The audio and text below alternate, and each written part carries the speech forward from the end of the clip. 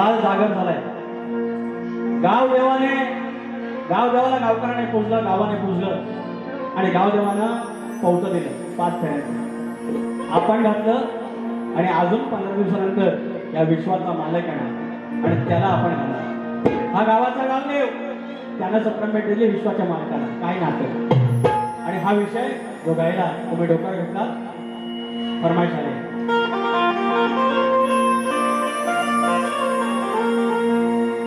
नवगणाचं गोंदायचं आणि सुखानं नांदायचं, गावदेवाच्या हुकमानं